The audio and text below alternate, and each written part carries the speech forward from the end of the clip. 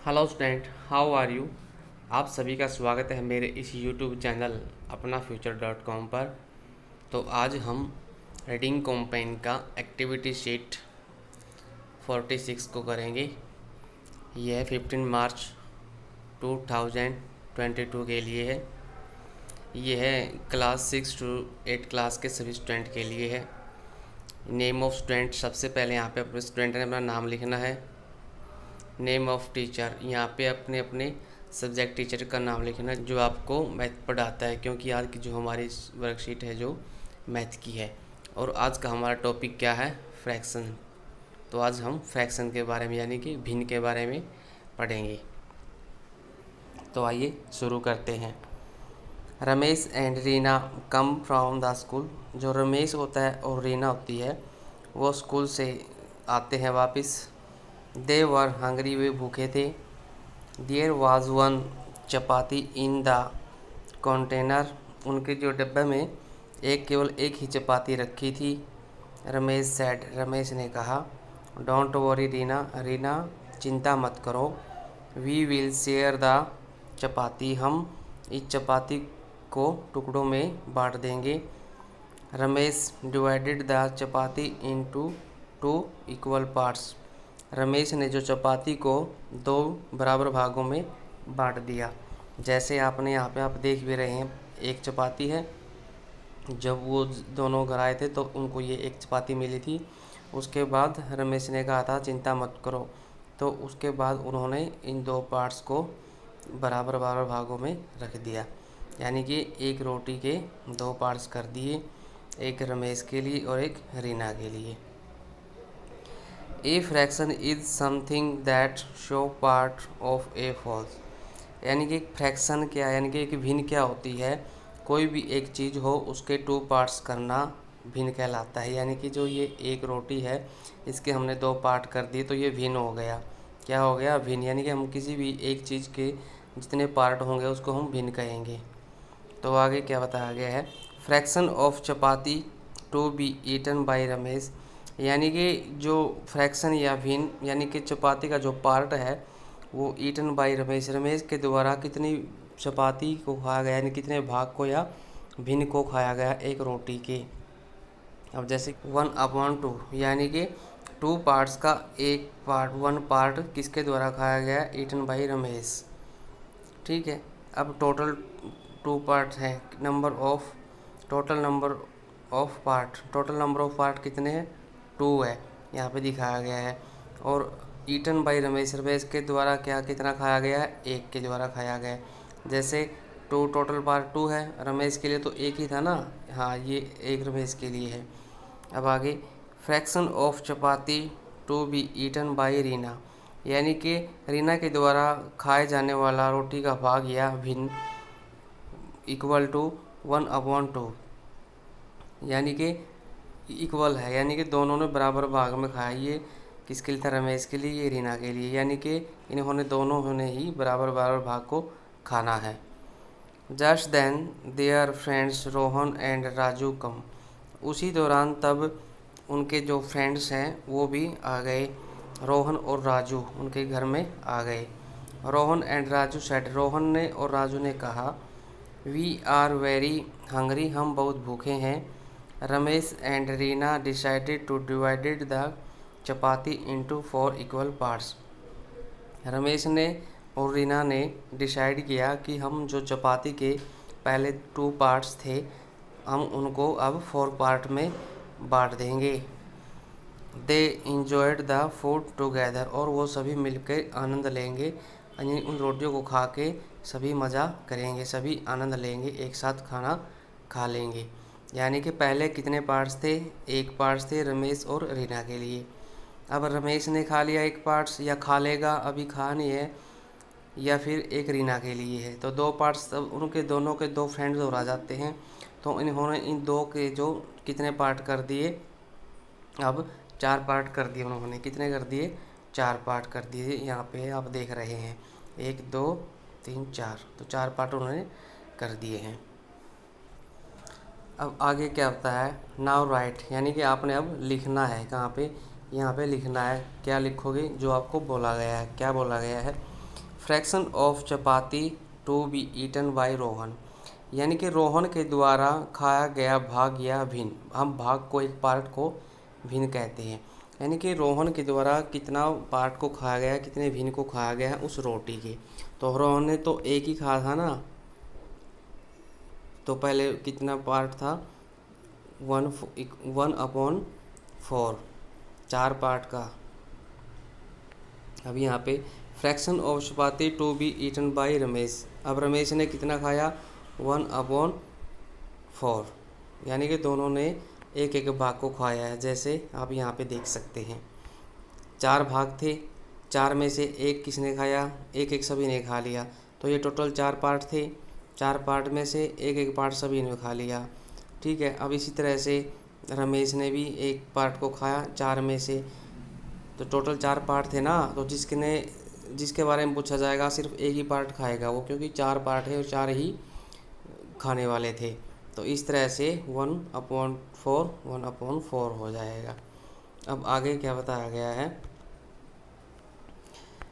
Out of following colours the figures which are divided into equal parts, यानी कि आपने इन figures से, ये फिगर्स दिए गए हैं, जैसे ट्रायंगल्स दिए गए हैं और यहाँ पे क्या दिए गया, स्क्वेयर्स दिए गए हैं।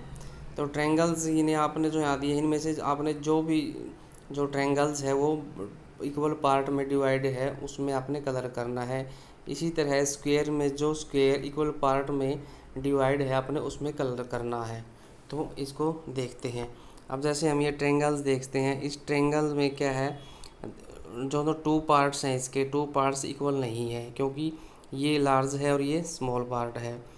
इसी तरह से इस ट्रायंगल्स में देख लें, ये स्मॉल पार्ट है और ये लार्ज पार्ट है। इसी तरह से इसमें देखते हैं, इसमें क्या दोनों जो पार्ट्स हैं इक्वल नज़र आ रहे हैं, तो हमने इसमें कलर करना है।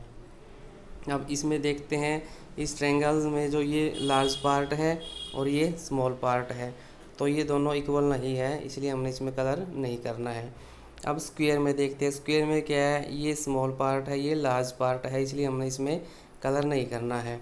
अब इसमें क्या दोनों जो इक्वल नज़र आ रहे हैं हमें, ये पार्ट भी इक्वल है, ये भी इक्वल है स्क्वायर का, तो हमने इसमें कलर कर देना है। अब ये क्या है, इसमें इस स्क्वायर में पार्ट हैं जो बिल्कुल अलग अलग हैं, जैसे ये बहुत स्मॉल है, ये फिर उससे लार्ज है, ये फिर उससे लार्ज, ये फिर बहुत लार्ज है, यानी कि इसमें भी हमने कलर नहीं करना। अब ये जो स्क्वायर है इसमें हम देख रहे हैं 1 2 3 4 पार्ट हैं, लेकिन 4 के 4 पार्ट जो इक्वल हैं वो सभी पार्ट क्या है, इक्वल है। तो इस तरह से हमने इसमें कलर कर देना है। तो आइए इसका आंसर को देखते हैं। जैसे यहाँ पे मैंने इसमें कलर कर दिया, क्यों, क्योंकि इसके पार्ट्स इक्वल थे। यहाँ पे मैंने स्क्वायर में कलर कर दिया, क्यों, दोनों पार्ट इक्वल हैं। यहाँ पे मैंने स्क्वायर में, क्योंकि यहाँ पे चारों पार्ट इक्वल हैं। तो इस तरह से इन फिगर्स में से मैंने सिर्फ 3 ही, जो एक ट्रायंगल्स को और 2 स्क्वायर को कलर किया है, क्योंकि मुझे यही बराबर पार्ट में डिवाइड नज़र आ रहे थे। तो इस तरह से हम अगला क्वेश्चन करते हैं या एक्टिविटी करते हैं। अब इसमें बताया गया है, divided etch shape into the number of equal parts, यानी कि आपने इन जो ये शेप दिए गए हैं इनको इक्वल पार्ट्स में डिवाइड करना है एज गिवन, जो उनके नीचे दिए गए हैं। Remembers all part must be identical, जो सभी जो पार्ट्स हैं उनके नीचे ये जो दिए गए हैं मेंशन किया गया कि आपने इसको, जो ये जो सर्कल है, सर्कल को आपने 2 पार्ट्स में बांटना है। तो यहाँ सर्कल को हम 2 पार्ट में बांट देंगे। तो इसका हम आंसर कैसे करते हैं, अब ऐसे करेंगे। जैसे हमने क्या किया, यहाँ पे जो सर्कल है उसको 2 पार्ट्स में डिवाइड कर दिया, क्योंकि 2 पार्ट्स में नीचे लिखा हुआ है। यहाँ पे जो स्क्वायर है ये, तो यहाँ पे जो बना हुआ है इसको 3 पार्ट में हमने डिवाइड किया हुआ है, 1 2 3, तीनों पार्ट्स अलग करने हैं आपने।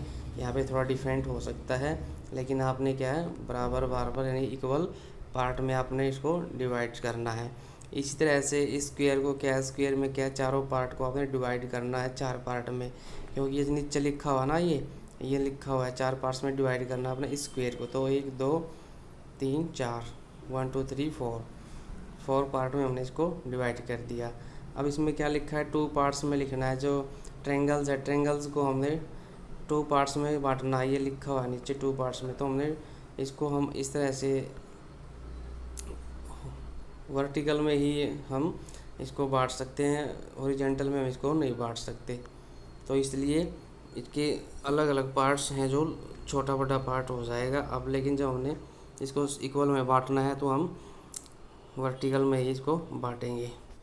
अब आगे क्या बताया गया है, what fraction of each shape is coloured, circle the correct answer. यानी कि एक पार्ट के, यानी कि एक भाग, जो ये फिगर्स है, इन फिगर के कौन से भाग में, इस शेप में कौन से कितने पार्ट में कलर हुआ है, कितने में नहीं हुआ है, ये आपने शो करना है और उस पर सर्कल लगाना है। जो उनसे भाग से आपसे पूछा जाए, ऐसे अपने सर्कल लगाना, या आप टिक भी लगा सकते हैं।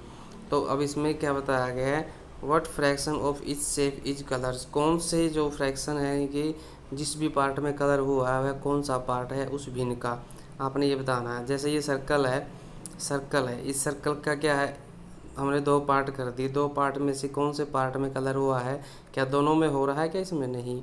तो इसमें एक पार्ट में कलर है, तो नीचे क्या आएगा 2, और कलर कितना हुआ है 1 में।